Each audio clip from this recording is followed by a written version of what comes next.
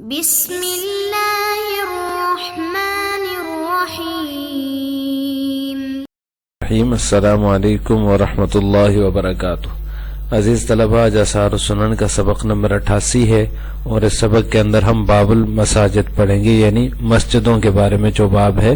اس کی احادیث کا ترجمہ و تشریح ہوگی، اور ساتھ میں تحیۃ المسجد کی کیا حیثیت ہے اس مسئلے کی بھی تفصیل پڑھیں گے۔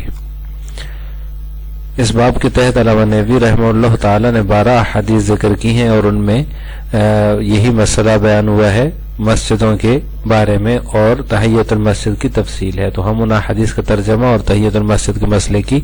تفصیل پڑھیں گے۔ باب المساجد، اس کی پہلی روایت ہے عن عثمان بن عفان رضی اللہ تعالی عنہ قال سمعت رسول اللہ صلی اللہ علیہ وسلم یقول من بنا مسجدا للہ بنى اللہ له بیتا فی الجنہ، رواہ الشیخان۔ عن عثمان بن عفان رضی اللہ تعالی عنہ سے مروی فرماتے ہیں کہ میں نے رسول اللہ صلی اللہ علیہ وسلم کو یہ کہتے ہوئے سنا کہ جس نے اللہ کی رضا کے لیے مسجد بنائی، اللہ تعالیٰ اس کے لیے جنت میں گھر بنائیں گے۔ اس کو شیخین نے روایت کیا ہے۔ وعن ابی ہریرہ رضی اللہ تعالی عنہ قال قال رسول اللہ صلی اللہ علیہ وسلم صلاة الرجل فی الجماعة تضاعف على صلاته فی بیته وفی سوقه 25 ضعفا، وذلك أنه إذا توضأ فأحسن الوضوء ثم خرج إلى المسجد لا يخرجه إلا الصلاة لم يخط خطوة إلا رفعت له بها درجة وحط عنه بها خطيئته، فإذا صلى لم تزل الملائكة تصلي عليه ما دام في مصلاه، اللهم صل عليه اللهم ارحمه ولا يزال أحدكم في صلاة من انتظر الصلاة، رواه الشيخان۔ اس حدیث کا ترجمہ یہ کہ ابو ہریرہ رضی اللہ تعالیٰ عنہ سے مروی فرماتے ہیں کہ رسول اللہ صلی اللہ علیہ وسلم نے فرمایا آدمی کا نماز پڑھنا جماعت کے ساتھ یہ گھر میں اور بازار میں نماز پڑھنے سے 25 گنا اس کا زیادہ ثواب ہے۔ وذالک انہ اذا توضأ، اور یہ اس وجہ سے ہے، یہ اس وقت ہے اذا توضأ فاحسن الوضوء، جب وہ وضو کرے تو اچھی طرح وضو کرے، ثم خرج الى المسجد، پھر مسجد کی طرف نکلے، لا یخرجہ الا الصلاۃ، تو اس کو اور کوئی چیز نکالنے والی نہ ہو، لم یخط خطوۃ، وہ کوئی قدم نہیں اٹھائے گا، الا رفعت له بها درجہ، مگر اس کے لیے ایک درجہ بلند ہوگا، وحط عنہ بخطیئتہ، اور اس کا ایک گناہ معاف ہوگا، فإذا صلى لم تزل الملائکۃ تصلی علیہ ما دام فی مصلاه، پھر جب وہ نماز پڑھتا ہے، جب وہ نماز پڑھے تو لم تزل الملائکۃ تصلی علیہ، تو فرشتے اس کے لیے رحمت کی دعا کرتے رہتے ہیں، ما دام فی مصلاه، جب تک کہ وہ اپنے نماز کی جگہ میں موجود ہے۔ اللہم صلی علیہ، اے اللہ اس پر رحمت بھیج، اللہم ارحمہ، اے اللہ اس پر رحم فرما، ولا یزال احدکم فی صلاۃ من انتظر الصلاۃ، اور تم میں سے کوئی مسلسل نماز میں رہتا ہے جب تک کہ وہ نماز کے انتظار میں رہے، رواہ الشیخان، اس کو شیخین نے روایت کیا ہے۔ تیسری روایت ہے وعنہ قال قال رسول اللہ صلی اللہ علیہ وسلم احب البلاد الی اللہ مساجدها وابغض البلاد اسواقها، رواہ مسلم۔ انہی سے مروی ہے، یعنی کہ حضرت ابو ہریرہ رضی اللہ تعالیٰ عنہ سے مروی فرماتے ہیں کہ رسول اللہ صلی اللہ علیہ وسلم نے فرمایا اللہ تعالیٰ کے نزدیک سب سے پسندیدہ مقامات جو ہیں وہ مساجدها، اس کی مساجد ہیں، اس کے گھر ہیں، اور سب سے برے مقامات وہ ابغض البلاد اسواقها، اور سب سے برے مقامات اس کے بازار ہیں، رواہ مسلم، اس کو مسلم نے روایت کیا ہے۔ اس سے اگلی روایت ہے وعنہ قال قال رسول اللہ صلی اللہ علیہ وسلم صلاۃ فی مسجد ھذا خیر من 1000 صلاۃ فیما سواہ الا المسجد الحرام، رواہ الشیخان۔ انہی سے مروی ہے، یعنی کہ حضرت ابو ہریرہ رضی اللہ تعالیٰ عنہ سے مروی فرماتے ہیں کہ رسول اللہ صلی اللہ علیہ وسلم نے فرمایا میری اس مسجد میں نماز 1000 گنا زیادہ بہتر ہے، فیما سوا، اس کے علاوہ میں دوسری مساجد میں نماز پڑھنے میں، الا المسجد الحرام، سوائے مسجد حرام میں، یعنی وہاں اس سے بھی زیادہ ثواب ہے، مسجد حرام میں نماز پڑھنے کا ثواب مسجد نبوی سے زیادہ ہے۔ اس سے اگلی روایت ہے وعن انس رضی اللہ تعالی عنہ قال قال رسول اللہ صلی اللہ علیہ وسلم عرضت علی اجور امتی حتی القضاء یخرجها الرجل من المسجد، رواہ ابو داود وآخرون وصححہ ابن خزیمہ۔ اس روایت کا ترجمہ یہ ہے کہ حضرت انس رضی اللہ تعالی عنہ نے فرمایا، وہ کہتے ہیں کہ رسول اللہ صلی اللہ علیہ وسلم نے فرمایا میرے سامنے میری امت کے ثواب پیش کیے گئے، اور عزت علی اجور امتی، میرے سامنے میری امت کے ثواب پیش کیے گئے، حتی القضاء، یہاں تک کہ تنکا جسے آدمی مسجد سے یخرجها الرجل من المسجد، جسے آدمی مسجد سے نکالتے، رواہ ابو داؤد، اس کو ابو داؤد اور دوسرے محدثین نے روایت کیا، اور ابن خزیمہ نے اس کی تصحیح کی ہے، اس کو صحیح قرار دیا ہے۔ اس سے اگلی روایت ہے وعنہ قال قال النبی صلی اللہ علیہ وسلم البزاق فی المسجد خطیئۃ وکفارتها دفنها، رواہ الشیخان۔ انہی سے مروی ہے، یعنی حضرت انس رضی اللہ تعالیٰ عنہ سے مروی فرماتے ہیں کہ رسول اللہ صلی اللہ علیہ وسلم نے فرمایا مسجد میں تھوکنا خطیئۃ گناہ ہے، وکفارتها دفنها، اور اس کا کفارہ اسے دفن کرنا ہے، اس کو شیخین نے روایت کیا ہے۔ اس سے اگلی روایت ہے وعن جابر رضی اللہ تعالیٰ عنہ قال قال رسول اللہ صلی اللہ علیہ وسلم من اکل من هذه الشجرة المنتنة فلا يقربن مسجدنا فإن الملائکة تتعزى مما يتعزى منها الانس، رواہ الشیخان۔ جابر رضی اللہ تعالیٰ عنہ سے مروی فرماتے ہیں کہ رسول اللہ صلی اللہ علیہ وسلم نے فرمایا جس نے یہ بدبودار پودا کھایا، المنتنتی بدبودار شجرہ پودا، فلا یقربن مسجدنا، تو وہ ہماری مسجدوں کے قریب نہ ہے، فإن الملائکۃ تتعزى مما يتعزى منها الانس، بے شک فرشتے تکلیف اٹھاتے ہیں ان چیزوں سے جن سے انسان تکلیف اٹھاتے ہیں، رواہ الشیخان، اس کو شیخین نے روایت کیا ہے۔ بدبودار پودے سے مراد پیاز اور لہسن وغیرہ ہے، کیونکہ اگر بدبو ہوتی ہے تو وہ کھا کر فوراً مسجد نہیں جانا چاہیے۔ ایسے اگلی روایت ہے وعن ابی ہریرہ رضی اللہ تعالی عنہ قال عن ابی ہریرہ رضی اللہ تعالی عنہ ان رسول اللہ صلی اللہ علیہ وسلم قال اذا رأيتم من يبيع او يبتاع في المسجد فقول لا اربح اللہ تجارتک، رواہ النسائی والترمذی وحسنہ۔ ابو ہریرہ رضی اللہ تعالی عنہ سے مروی ہے کہ بے شک رسول اللہ صلی اللہ علیہ وسلم نے فرمایا جب تم دیکھو کہ مسجد میں خرید و فروخت ہو رہی ہے، فقولو، تو تم کہو اللہ تعالیٰ تمہاری تجارت میں، لا اربح اللہ تجارتک، اللہ تعالیٰ تمہاری تجارت میں برکت نہ دے، اللہ تعالیٰ تمہاری تجارت میں نفع نہ دے، رواہ النسائی والترمذی وحسن، اس کو نسائی ترمذی نے روایت کیا اور اس کو حسن قرار دیا ہے۔ اس باب کی اگلی روایت ہے وعن عائشہ رضی اللہ تعالی عنہ قالت جاء رسول اللہ صلی اللہ علیہ وسلم ووجوہ بیوت اصحابہ شارعۃ فی المسجد فقال وجهوا هذه البيوت عن المسجد ثم دخل النبي صلى الله عليه وسلم ولم يصنع القوم شيئا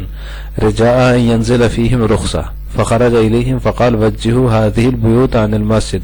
فإني لا أحل المسجد لحائز ولا لجنوب، رواه ابو داود واسناده حسن۔ اس کا ترجمہ یہ کہ ام المؤمنین حضرت عائشہ رضی اللہ تعالی عنہا سے مروی ہے، وہ فرماتی ہیں کہ رسول اللہ صلی اللہ علیہ وسلم تشریف لائے تو آپ صلی اللہ علیہ وسلم کے صحابہ کے گھروں کے دروازے، مکانوں کے دروازے مسجد میں کھلے ہوئے تھے، فقال، تو آپ نے فرمایا ان گھروں کو مسجد سے پھیر دو، ثم دخل النبی صلی اللہ علیہ وسلم، پھر آپ صلی اللہ علیہ وسلم تشریف لائے تو ولم يصنع القوم شيئا، تو لوگوں نے کچھ بھی نہ کیا ہوا تھا، رجاء ان ينزل فيهم رخصة، اس امید پر کہ ان کے معاملے میں کچھ رخصت نازل ہو جائے، فخرج الیہم، تو آپ ان کی طرف نکلے، فقال، اور فرمایا وجہوا هذه البيوت عن المسجد فإني لا أحل المسجد لحائز ولا لجنوب، ان گھروں کو آپ مسجد سے پھیر دو، میں مسجد کو حائضہ عورت کے لیے اور جنبی کے لیے حلال قرار نہیں دیتا، رواہ ابو داؤد واسنادہ حسن، اس کو ابو داؤد نے روایت کیا اور اس کی سند حسن درجے کی ہے۔ اس کے بعد روایت ہے وعن ابی حمید او ابی اسید رضی اللہ تعالی عنہ قال قال رسول اللہ صلی اللہ علیہ وسلم اذا دخل احدكم المسجد فليقل اللهم افتح لي ابواب رحمتك واذا خرج فليقل اللهم انی اسألك من فضلك، رواہ مسلم۔ اس کا ترجمہ یہ ہے کہ ابو حمید سے یا ابو اسید سے، راوی کو شک ہو رہا ہے انہوں نے کس سے روایت کی ہے، تو ابو حمید رضی اللہ تعالیٰ عنہ سے یا ابو اسید رضی اللہ تعالیٰ عنہ سے مروی فرماتے ہیں کہ رسول اللہ صلی اللہ علیہ وسلم نے فرمایا اذا دخل احدکم المسجد، جب تم میں سے کوئی مسجد میں داخل ہو تو وہ کہے اللہم افتح لی ابواب رحمتک، اے اللہ میرے لیے اپنی رحمت کے دروازے کھول دے، واذا خرج، جب نکلے مسجد سے فلیقل، تو کہے اللہم انی اسألک من فضلک، اے اللہ میں تجھ سے تیرا فضل مانگتا ہوں، رواہ مسلم، اس کو مسلم نے روایت کیا ہے۔ اس سے اگلی روایت ہے وعن ابی قتادہ السلمی رضی اللہ تعالی عنہ ان رسول اللہ صلی اللہ علیہ وسلم قال اذا دخل احدکم المسجد فلیرکع رکعتین، رواہ الشیخان۔ ابو قتادہ سلمی رضی اللہ تعالیٰ عنہ سے مروی ہے کہ بے شک رسول اللہ صلی اللہ علیہ وسلم نے فرمایا جب تم میں سے کوئی شخص مسجد میں داخل ہو تو وہ 2 رکعتیں پڑھ لے. اس کو شیخین نے روایت کیا ہے. اس حدیث کے تحت فقہا یہ مسئلہ بیان کرتے ہیں کہ تحیت المسجد پڑھنے کی حیثیت کیا ہے. یعنی آپ صلی اللہ علیہ وسلم نے فرمایا جب مسجد میں داخل ہو جاؤ تو 2 رکعتیں پڑھ لو. تو 2 رکعتیں پڑھنے کی حیثیت کیا ہے؟ تو تحیت المسجد اس کو کہا جاتا ہے. تو تحیت المسجد ہند الجمہور جو ہے یعنی جمہور علماء اور فقہا کے نزدیک یہ مستحب ہے. اہل ظاہر جو ہیں وہ اس کو واجب قرار دیتے ہیں. جمہور کی دلیل یہ ہے کہ ایک تو حدیث اعرابی ہے جس کے اندر آپ صلی اللہ علیہ وسلم نے ان کو تمام نمازوں کے بارے میں بتایا تو آخر میں انہوں نے سوال کیا حل علی غیرہن، کیا اس کے علاوہ بھی میرے اوپر کچھ ہے؟ تو آپ نے فرمایا لا الا ان تطوع، مگر یہ کہ تو جو کچھ نوافل وغیرہ پڑھے تو اس کے علاوہ کوئی چیز بھی تیرے اوپر لازم اور واجب نہیں ہے. تو اگر تحیت المسجد کو لازم قرار دے تو اس سے